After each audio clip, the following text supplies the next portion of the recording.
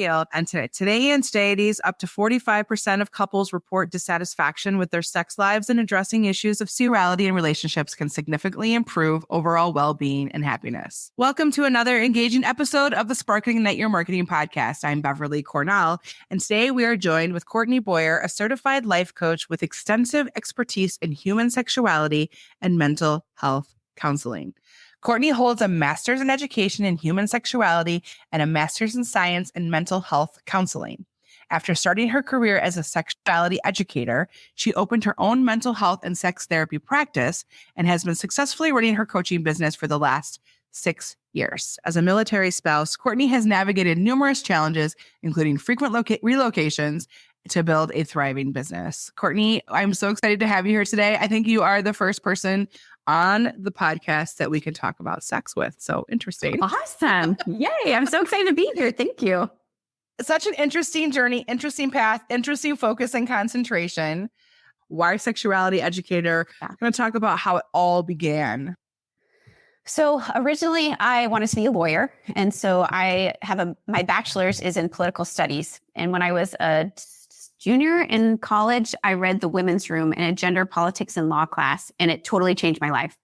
And so I told my parents, I don't want to study law. I want to study sex. And they were like, what? Because I grew up very religious in the evangelical Christian church.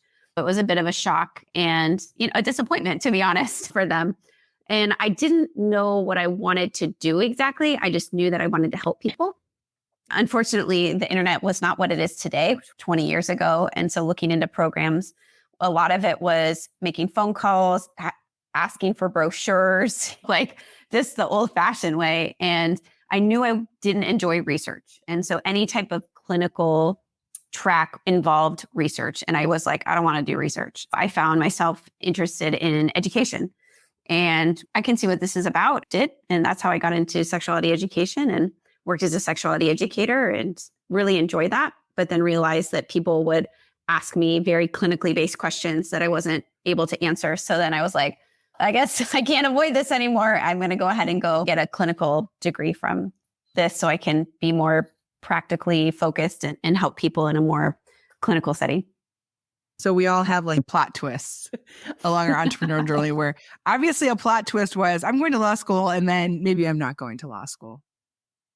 My husband is military, but he's medical. So when he was doing his residency in Tacoma at Madigan, we thought he was going to be picked up as chief resident. And I had just recently opened a mental health and sex therapy practice. I was about to give birth to our third kid.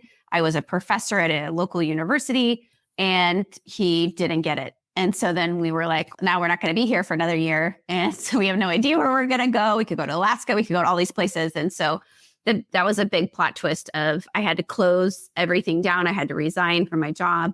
I gave birth to my son. And then 5 weeks later, we moved to Texas. And so plot twist shifted and decided to not continue in therapy, traditional therapy, take a little break because I had a newborn, a 2-year-old and a 4-year-old, and just would speak at different parenting groups and do some consulting work. And then it wasn't until 3 years later that we moved again to North Carolina. And that's when I discovered coaching. So that was another plot twist is I was like, oh, what's life coaching about? So talk about who your customers are and the problems that you solve for them with this kind of background. Sure. My clients are peoples of all genders, and I work with one-on-one or as couples. The most succinct way to put it is I help people solve their relationship and sex problems. So it's usually their relationship with themselves, but a lot of people don't realize that's the problem. So what they present is, I'm super successful, I've done all the right things, and I am miserable. I am disconnected, I'm exhausted, I'm overwhelmed, I'm anxious. I'm not living this Instagram worthy life that I'm presenting, but yet I still feel stuck in having to make it seem like I am happy, but I'm really not. I'm disconnected from my partner, disconnected from my body. That's usually what I work with for both, men and women. And then when I work with couples, a lot of times it's typically sexually driven. So usually there's a desire discrepancy within the relationship. Somebody wants it more than the other, or overall their relationship is struggling. And so they're looking to get help. It's usually really bad. I'm usually the last phone call they make before the divorce lawyer. We've talked a lot on this podcast in previous episodes about, I think many entrepreneurs need a coach and a mentor because you know all the crap that you experienced as a kid and try to process the things.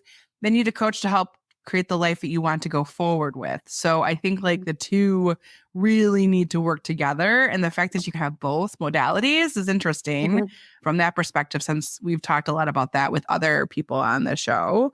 I think it's really healthy to have someone to talk to. And I think business owners specifically, we, like you said, like we encounter things like we're super successful and we're very driven and probably a little bit of perfectionism and maybe even fear of failure, the imposter syndrome as a business owner.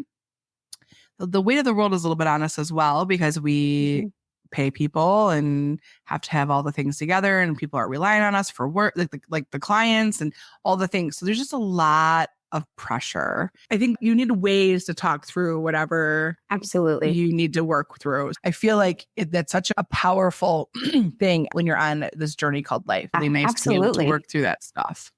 So what has been the biggest, do you think, shift in your process as an entrepreneur or as the person in charge of the ship over the time? I think, and it's funny because that you just talked about like having to work through your stuff. And I think hands down, that is something I did not prioritize, like how my history affected my ability to be an effective entrepreneur.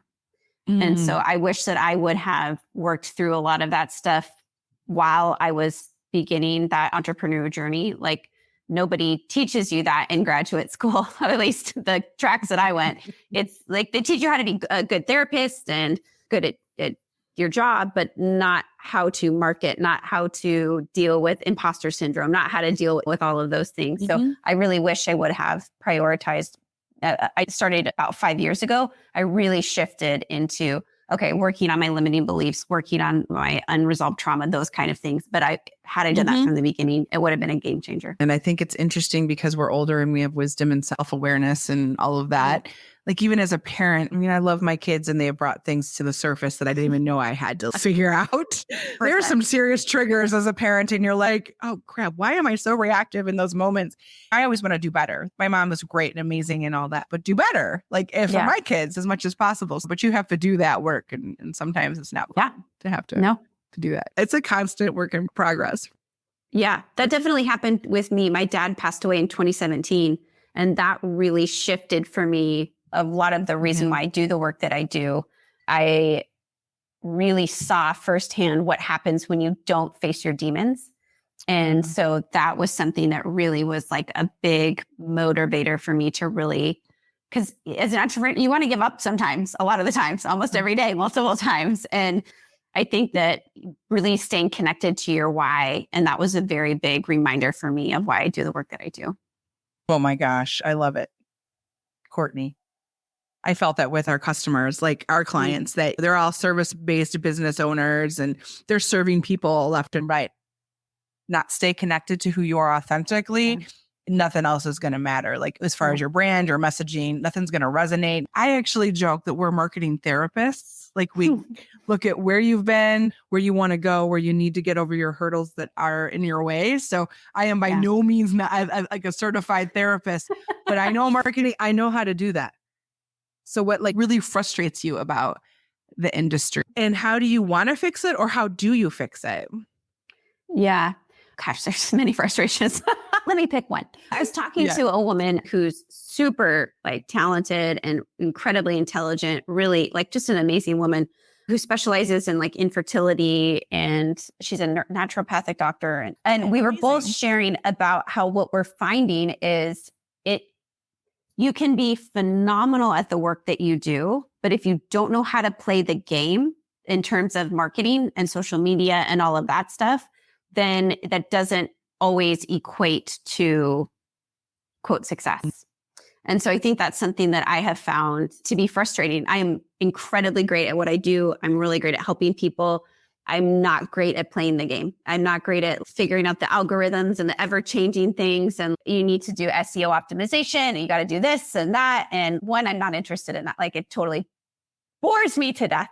And then finding the right people for that too, like hiring. And you think like, where do I invest my money? Do I invest it in a publicist? Do I invest it in a marketing firm? I think that can get really frustrating because you don't know where to go sometimes. And you really for me, I just want to help people. I want to help people and I want to share my gift and I want to do it the best possible way that I can.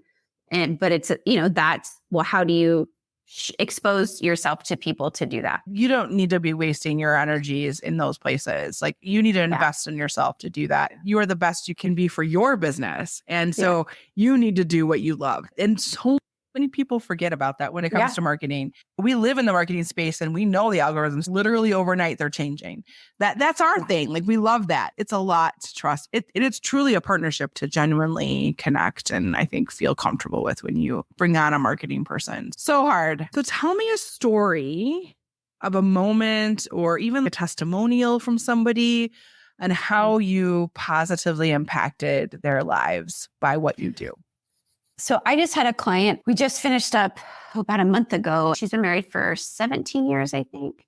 And really was just like, you know what? I can't get on board with this sex thing. I'm just not a sexual person. I've tried and it's okay, but it's not for me. Like I'll do it out of obligation and because that's what my husband needs, but it's not for me.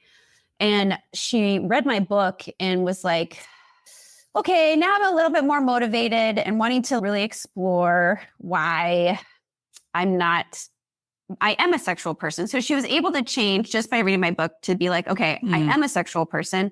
There's just something missing there. And I just need to explore that and figure that out. And so we worked together for 3 months and we had worked together before actually on more about a couple of years ago, non-sexual related stuff. And after our time together, she said that she went from what I just shared, not being interested in sex, being totally checked out, to desiring sex, to initiating sex. And that was so huge to see that transformation for her, to know that in her marriage that she's the one pursuing her husband. So that was amazing. Like I love that. That made me really happy.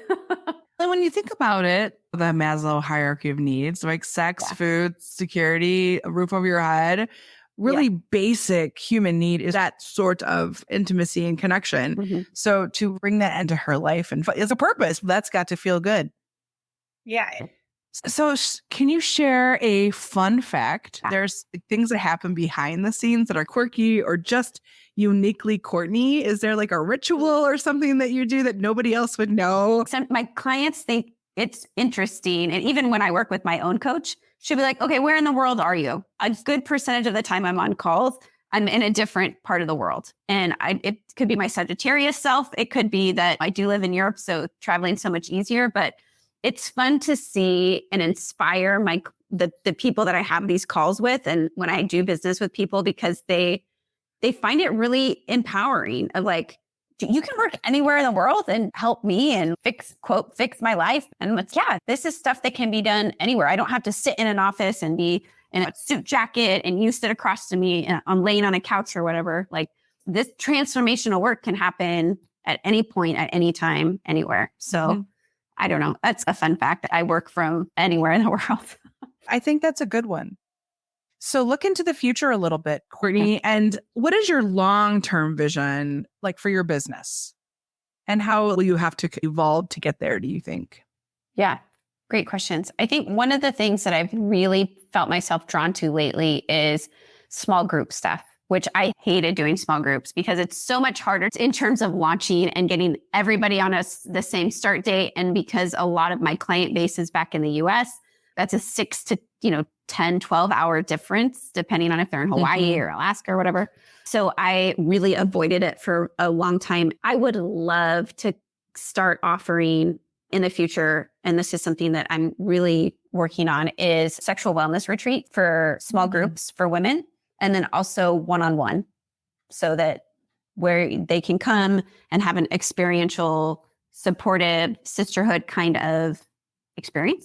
To talk about their issues around sexuality and pleasure and desire and communication, boundaries, all the fun stuff, and really feel like I'm not alone and I can do it in a beautiful part of the world and experience wonderful, pleasurable things and have a great time. So that's really what I would love to start doing.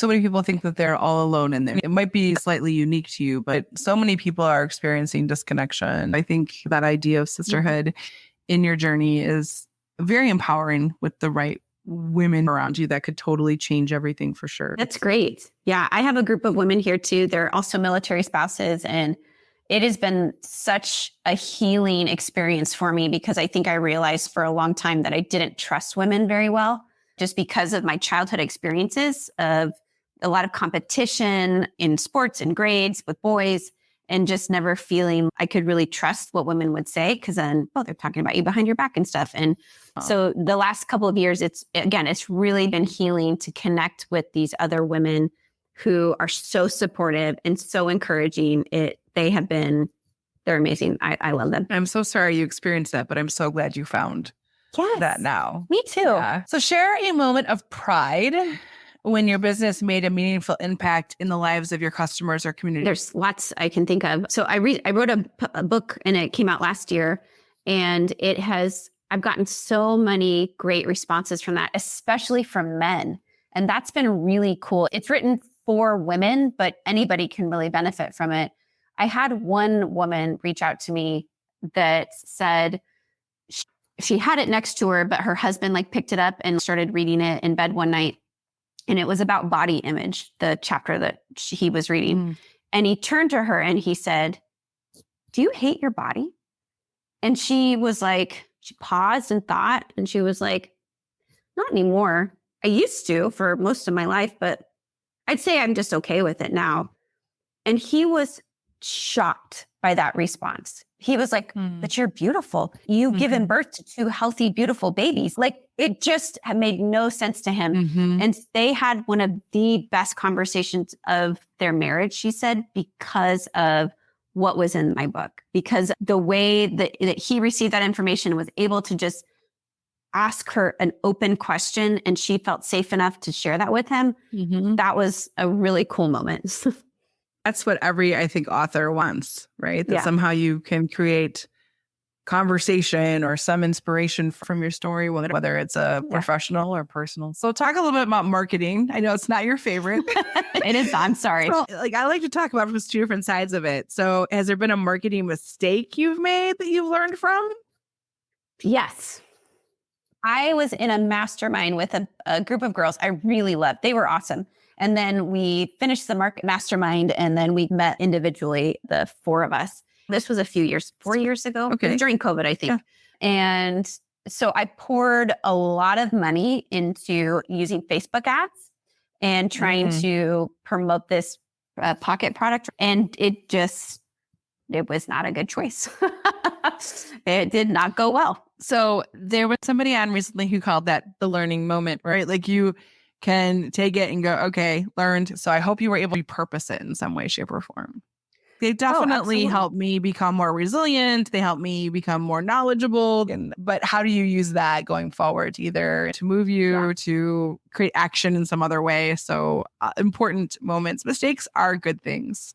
Absolutely. Yeah. I try to say failure is feedback. So. It is. It truly is. What's one marketing trend or technology that you're excited about possibly incorporated into your strategy in the near future? Oh, I've been doing podcasts, I'd say consistently for the last year, almost about once a week, maybe more. Oh, but starting in 2020, I started to do them pretty hard. And then I took a break. I was like, I'm not enjoying this anymore. And so then the last, year and a half or so, I've been doing it very frequently. Using AI, that terrifies me. So that feels like a whole bag of, I don't know what to do with this. It's like another language. So yes, in some ways, yes, it is. But that's a trend. I don't know. But it's certainly new. Yeah. It's been around for a while, but it's certainly something new that we're trying to harness and figure out. Everyone's trying to grasp of how this fits into marketing and what does it look like. So yes, we use AI a lot for systems and analytics and stuff. I think prompt writing is a superpower. You need to know how to write a good prompt. That's something that we help a lot of our clients craft for their own business and automate some of the things that could take a long time for them to analyze data, analyze testimonials. So now we have the lightning round. It's more of a rapid fire section, but people also go off tangents. And if there's something really fascinating, I might ask you about it. But it's just really to get your gut reaction. Don't overthink it. Have fun with it. Okay. I'm ready. So how do you maintain lasting connections for your business? I'd say I stay connected with a lot of them on social media. A lot of them, they continue to just follow me and follow my journey. So I think that's just pretty much how I stay connected.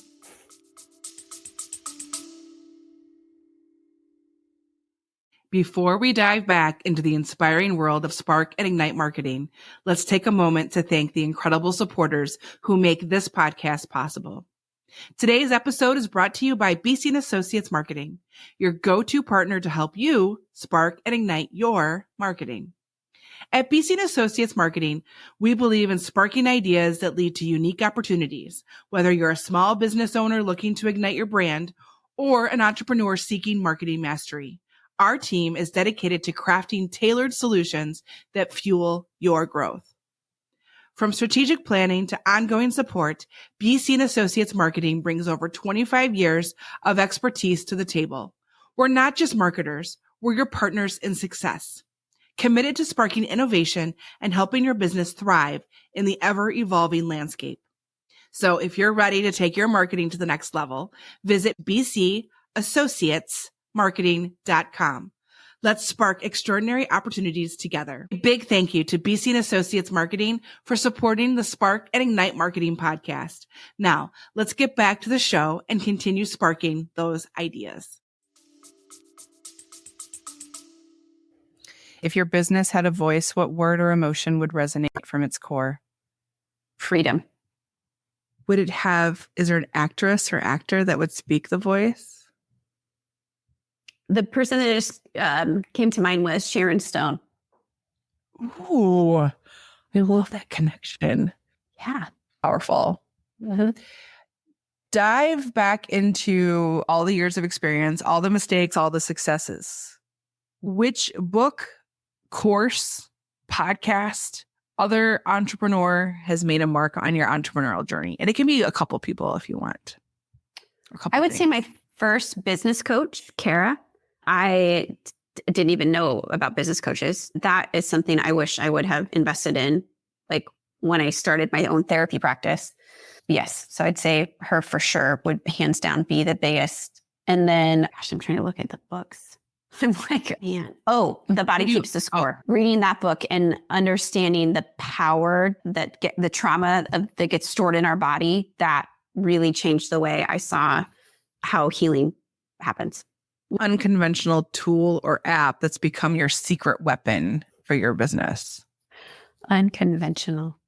I would say that I dabble a little bit in astrology. I'm not too crazy into it, but I try to see, is Mercury in retrograde right now, or those kind of things. So there's, what's it called? Time Passages is the name of it. Is an app? It's an app on your phone? It's an app. Yeah. It just gives me an idea of where all the stars and stuff are in my birth chart and how that influences me and whatever. Being an entrepreneur it can be lonely, and you're always the one giving help to everyone. And it sounds like you have a coach, which is really great. How do you keep your entrepreneurial spirit alive? How do you feed it? I think, keeping myself accountable. So paying people to keep me accountable so that I am okay, nope, I'm invested in this. I really believe in it. But then I also I take screenshots of emails or messages that I get from people that I've helped and really changed their lives. And so that really feeds my spirit when I feel like I want to just burn it all down. So that definitely, I feel like God, the universe sends me people to just remind me and be like, what you do matters. Thank you for your work, or thank you for whatever your posts. It's really appreciated. And, okay, guys, you're right. I can't give up. I got to keep going. It matters. And we get a lot of negative feedback from a lot of people who are just grouchy and different things. But it's really nice when people take the minute to tell you, you know what, this is Beverly, you're in the right space because you really made a big difference So I don't know where I would be without you. Like those kinds of things really matter to business owners. So for my listeners who also have a business, be free with your testimonials because that matters to so many of us in ways that you can't even understand. Like, how do you stay grounded? There are so many moments, Courtney, where we kind of question. We have some highs and lows of lows. Like it's all in there. The whole roller coaster of entrepreneurship is there. So how do you stay grounded? I would say my family does an incredible job of keeping me grounded. Like even without them really trying, they'll just ask, be like, hey, mom, how's that book going? Or hey, like, how was your podcast? Or like, how are your clients doing or something? That means so much to me that they believe in me enough. I talk about this in the book, I'm pretty sure I do, that at one point I was just like, I don't want to finish this book. Like it is so overwhelming. This freaking sucks. Like I'm just tired of it. And my kids kept asking me like, Mom, when are you going to finish it? When are you going to finish it? And like the fact that they believed in me enough to be like, of course you're going to finish it. You have to finish it. Like you're good. You're great at helping people. Now they're 11, 13, and 15. So they're a few years younger when I was writing it, but still like their awareness of my impact on other people's lives was that was so powerful for me. And really their belief in me keeps me grounded. Courtney, I couldn't agree with you more on this, but I wrote my book and I had it on my desk and somehow I never even shared it with Zeke, my son. He was 8 at the time. He's 9 now. And it was on my desk and he's, Mommy, that's your name. And I was like, yeah. And he's like, you wrote a book? And I'm like, yeah, for school, I'm going to use your book. And I was like, that's not really like a kid's book. It's for people who want to start a business. Yeah, I'm going to read your book. And he had to like take a picture of it, say what it was about. It was mostly like an outline of the book. Like he's part of that story.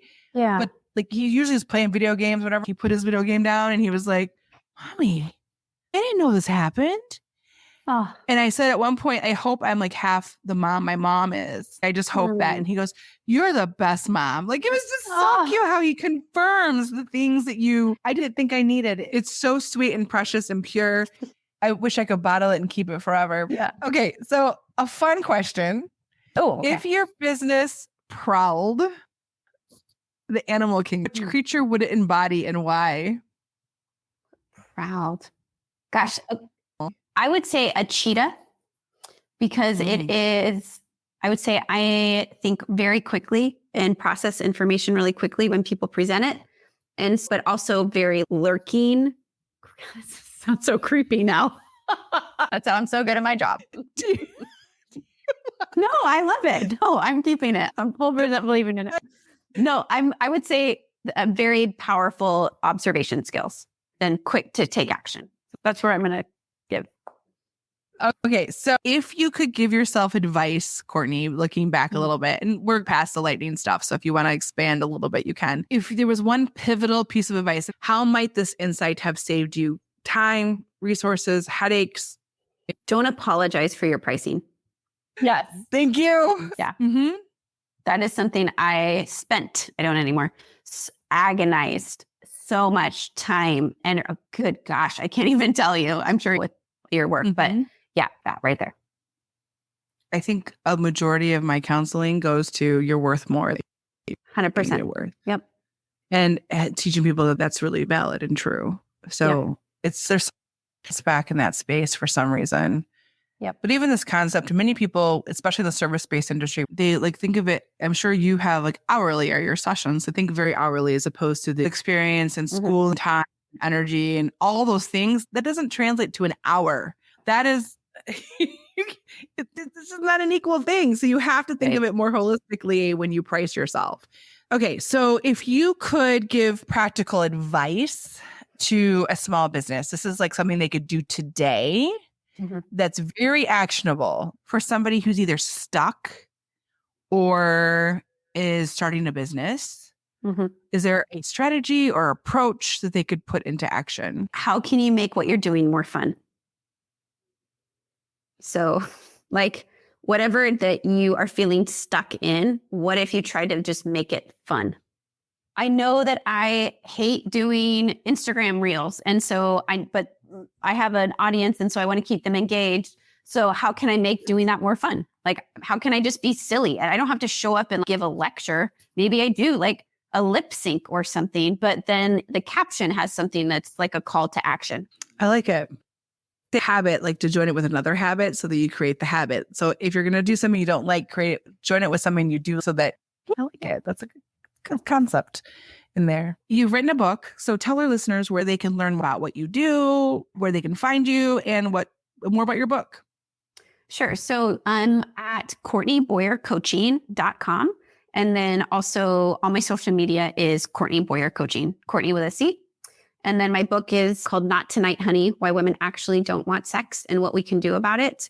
And that can be found on Amazon, Barnes & Noble, on most online retail bookstores. And that book is really about why women are not interested in sex and what they can do about it. It's not just for women. Anybody can really learn from it. I'm really proud of it and really excited to see how it continues to elevate the conversation around women's sexual desire and women's sexuality. I just want to take a second to really thank you, Courtney. This has been a conversation kind of all over the place, which is just cool and amazing and fun at the same time.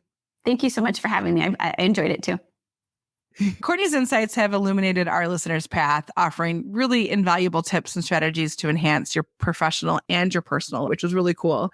And I hope you found this episode as enlightening as I did. And if you have any questions, to please reach out to Courtney directly or to myself, and to implement some of these insights into your business in hopes to help you succeed quicker, faster, and better. Stay tuned for more inspiring conversations and ignite your business and your marketing journey on future episodes. Spark and Ignite Your Marketing podcast. And until next time, keep sparking and igniting. Wrapping up another episode of Spark and Ignite Marketing.